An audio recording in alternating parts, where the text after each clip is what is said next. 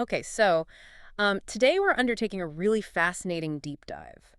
We're looking at how technology is, well, fundamentally altering the visitor experience at places like zoos, wildlife parks, safari parks, these classic attractions. Yeah, and specifically we're talking about the mobile application. Right, the mobile app, Yeah. but not just as like a digital map. No, definitely not. It's becoming more like the central nervous system for the whole operation. Interesting way to put it. Well, it's a critical strategic shift, really. You have to think about the modern guest. They're this kind of blend, explorer, learner, and definitely a digital native. Right, they expect tech. They absolutely do. They want immersive experiences, things augmented by technology. And I mean, let's face it, if these places are serious about their mission, conservation, education they have to meet guests where they live. And that's on the smartphone. That's on the smartphone, yeah. It's their map, their guidebook, their camera. Mhm. It's essential. Okay, so let's unpack this then. Our mission, really, for you listening, is to get past just the list of features and understand the strategic architecture here. Right. We want to show how weaving these digital tools into the whole park journey creates this, well, seamless blend. Education, convenience, entertainment. And crucially, driving operational efficiency at the same time, plus getting those powerful new insights into guests. Exactly. So let's start right at the beginning. Yeah. Because the app experience, it often kicks off way before anyone even sets foot in the park. Oh, absolutely. That pre-visit phase is so important. For actually getting people through the gates. Yeah, for driving attendance. Before they arrive, the app works as this highly personalized promotional engine. How so? Well, zoos can use targeted push notifications, maybe highlight specific events on a calendar, offer special deals, all to entice people, whether it's their first visit or they're coming back. Okay, that makes sense. But you mentioned streamlining. Right, and that's the real strategic value here, I think. Streamlining the administrative burden. You mean skipping the queues? Exactly. Think about digital ticketing, right? Seamless membership management, maybe even booking your parking spot in advance. Ah. It's all handled frictionlessly right there in the app. And that doesn't just make the visitor happier. It cuts down on staff time and those big lines at the entrance. Precisely. It reduces overhead, reduces congestion, makes that first impression so much better. And it can build anticipation too, right? You mentioned education starting early. Yes, definitely. Apps can offer, sneak peeks of certain species, maybe little interactive quizzes or behind-the-scenes stories. Getting people excited before they arrive? Exactly. Yeah. It turns that waiting time, maybe the drive there, into engaging learning time, especially for families with kids. It boosts the perceived value of the ticket before they've even scanned it. Okay, so they've arrived. What happens on site? That's where it really becomes the guide, I guess. Yeah, that's where it transforms. The app shifts from being a planner to being, well, the indispensable guide. So, maps, obviously. Real-time interactive maps are, like the baseline, yeah. Helping people navigate, find restrooms, cafes, that sort of thing. But the real game changer is the real-time data integration. What do you mean by that? Showing live schedules, like knowing exactly when the next feeding time is, down to the minute.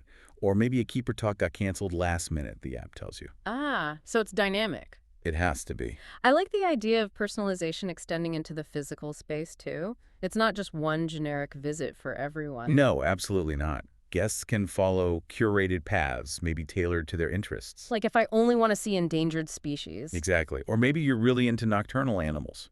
Or perhaps you only have 2 hours and need the quickest route to the main attractions. That makes the visit feel much more focused, richer. It creates a directed experience, yeah. And to kind of nudge that exploration along, gamification is key.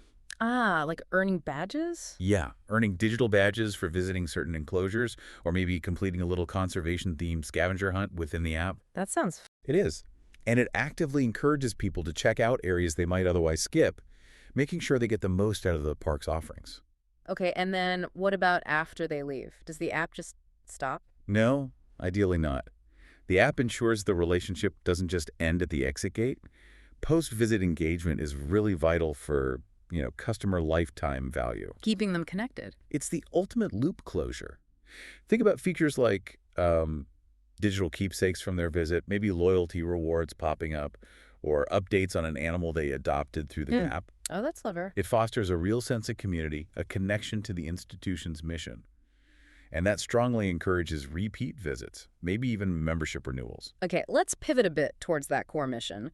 Zoos have always been about Education, conservation, how does the app really amplify this? More than just showing facts on a screen, It uses interactive storytelling. That's the key difference. Instead of just reading a static plaque, which, let's be honest, not everyone does. right, the app delivers content through engaging modules.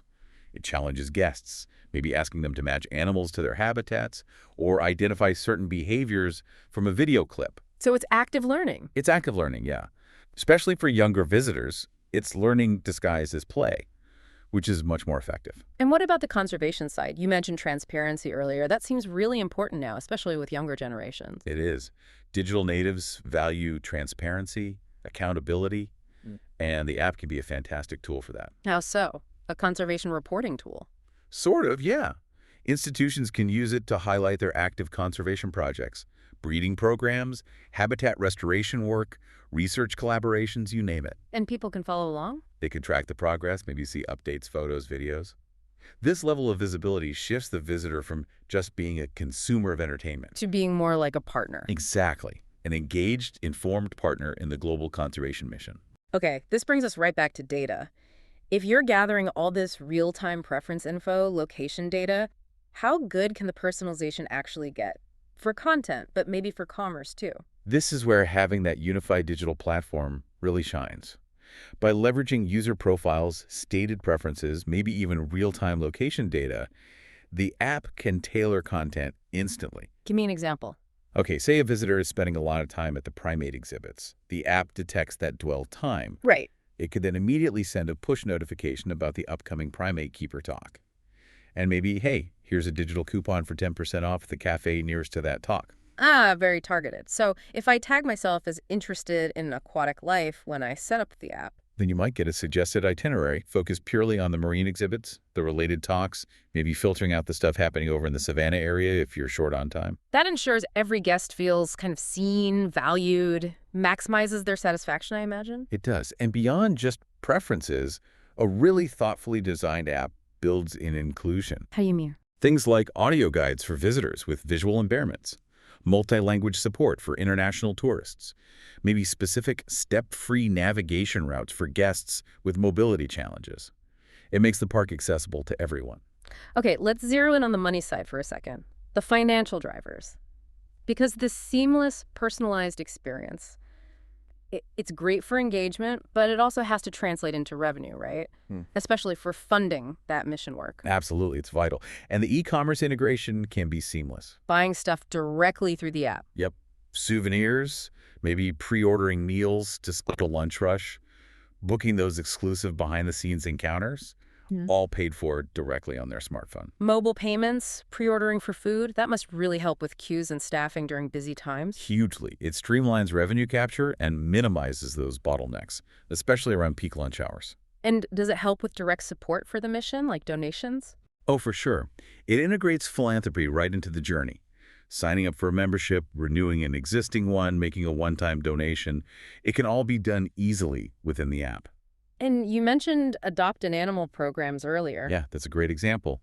The app can elevate those programs, making it super easy for guests to sponsor a specific species they connected with. They do it right there in a dedicated module. And then they get updates. Personalized digital updates, yeah. It creates this ongoing connection and, frankly, a really valuable recurring revenue stream that directly funds the conservation work. Okay, let's shift gears slightly to the operational backend. You mentioned the app needs to be part of a bigger ecosystem. Integration seems key. It's absolutely critical. The app is the shiny front end, but it has to talk strategically with the institution's core operational tech. We talked about digital ticketing for entry, but the integration needs to go deeper than that, right? Much deeper. The app acts as that digital front door, sure, but the information has to flow seamlessly through to the back office systems. Like what systems? Well, definitely your customer relationship management system, the CRM that handles all the customer data, your point of sale system, the POS for all the transactions and retail info, and probably your scheduling software too. So if these systems don't talk to each other properly, the whole thing falls apart. Pretty much. You end up with disconnected data silos. Think about the digital membership card function we mentioned. Right, showing benefits, renewal dates. For that to work accurately, the app needs constant two-way communication with the CRM. It needs to know who's a member, what their level is, what offers they're entitled to Mm. in real time. You need that single source of truth for the entire customer journey. That's non-negotiable. Okay, and this is where it gets really strategic, I think. The data, all the information captured through these app interactions. What can management learn from this digital footprint that they couldn't before? This is where we move beyond just customer service and into like operational science. Okay. Operational optimization comes directly from analyzing this data. Heat maps generated from app usage don't just tell you which animals are popular. They show more detail? Yeah, they show specific dwell times, how long people stay, where they go next, and crucially, maybe which areas of the park are being overlooked or underutilized. Ah, so that insight directly informs management decisions. Immediately. Yeah. It gives them the power to fundamentally rethink how they allocate resources. Like staffing. Exactly.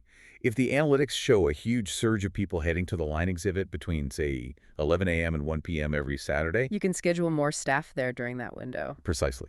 Manage crowds better, maybe allocate more cleaning resources, ensure safety, maintain that guest satisfaction. Conversely, if you spent a fortune on a new exhibit and the data shows hardly anyone is lingering there, That prompts some questions. right, it prompts management to maybe change the marketing, improve the signage or wayfinding leading to it, or even rethink the exhibit design itself. This granular, verifiable data challenges those long-held assumptions about how guests actually use the park. That level of insight sounds incredibly valuable. But integrating all these different systems, keeping the app running smoothly, that sounds like a significant investment and challenge. It is. The challenge often lies in that integration piece, particularly connecting a modern app platform with, well, someone's older legacy back-end systems. The existing CRM or POS might not be built for this kind of real-time data exchange. So it needs ongoing work. Success requires sustained investment, not just in building the app initially, but in robust infrastructure to support it, and ongoing maintenance to keep it relevant, user-friendly, and secure. And honestly, collaboration with experienced tech partners is usually essential. Partners who understand the specific space. Yeah, partners like n-gaged.io, who were mentioned in our sources, they have the expertise to bridge that gap between the digital strategy, what the zoo wants to achieve, and the operational reality of making it all work together. Let's make this more concrete. Can we look at a real-world example? The sources mentioned Durrell Wildlife Conservation Trust, which runs Jersey Zoo. All right, Jersey Zoo is a great case study. Their leadership really understood this need for integration and insight. What did they say about it? Well, Ian Osborne, their director of commercial, he actually called this type of technology a game changer for the industry. A game changer. Wow. Yeah. And he specifically praised their platform, not just for raising conservation awareness and delivering that personalized engagement we've talked about, but critically, he highlighted its ability to provide business-critical insights. That really underscores the point. That the tech serves both sides of the coin. Exactly. It's valued just as much for supporting the core conservation mission as it is for driving effective, efficient operational management. It's not one or the other. That really sums up that dual goal nicely. Okay, so if we were to synthesize everything we've discussed, looking across the board, what are the absolute must-have core features an institution needs for this kind of strategic success? Maybe 5 or 6 key things. Okay, yeah. The strategic core, I'd say, definitely includes digital ticketing and memberships. That's fundamental for streamlined access. Right. Then, day planning tools with reminders for talks and feeds to help guests optimize their time. And absolutely mandatory, interactive maps, trails, and wayfinding. Can't do without that. Okay, that covers navigation and planning. What about the content itself? On the content front, you need highly engaging interactive content. That means using rich media text, sure, but also compelling imagery, audio clips, video. Making it more dynamic than just reading. Exactly. And then, how do you make that content interactive in the physical space? Ah, good question. How? That's where trigger activations come in. Trigger activations. Yeah, using things like low-energy Bluetooth beacons placed discreetly near an enclosure, or maybe simple QR codes that people can scan. And what happens when they trigger it? These triggers instantly push relevant deep dive content straight to the guest's phone as they approach that specific spot. Maybe it's an audio story from a keeper, or a quick quiz about the species they're looking at. So it's contextual learning right there in the moment. Perfectly put. That focused contextual learning, combined with the gamification and achievements we talked about, that really completes the necessary strategic toolkit. Oh, and one more thing, promoting sustainability by cutting down on paper maps and guides. That's a nice bonus. Got it. So ticketing, planning, maps, interactive content, triggers, and gamification. That's a pretty solid core list for strategic impact, yes. Okay. So ultimately, the analysis seems pretty conclusive, wouldn't you say? A strategically integrated mobile app isn't just some nice-to-have convenience feature anymore. No, it sounds much bigger than that. It's a genuinely transformative tool. It simultaneously enriches that visitor experience, drives the operational efficiency these places need to thrive financially, and fundamentally, it supports their core mission, education, and conservation. It helps create those meaningful, memorable experiences that actually resonate with today's visitors, who are, as you said, data savvy and mobile first. The app isn't a luxury add-on. No, it's becoming the cornerstone of their digital strategy moving forward. It has to be. But I want to leave you, our listener, with a final thought to chew on. We talked a lot about tracking conservation efforts, about the demand for transparency and accountability. Yeah, that real-time data aspect. Exactly. So here's the question. If that kind of accountability, backed by verifiable digital proof from the app and other systems, becomes the expectation for engaging these digital natives, how might that change the fundamental stories that zoos and wildlife parks choose to tell about their conservation work? Will they need to be even more open, more data-driven in their narratives? That's a really interesting point, shifting the storytelling itself. Something to mull over, perhaps, as you plan your next visit or think about how these institutions communicate their impact. All right, that's all the time we have for this deep dive. We hope this gives you a solid shortcut to being well-informed on this really critical intersection of technology, visitor experience, and conservation. Keep exploring, keep learning, and we'll catch you on the next deep dive.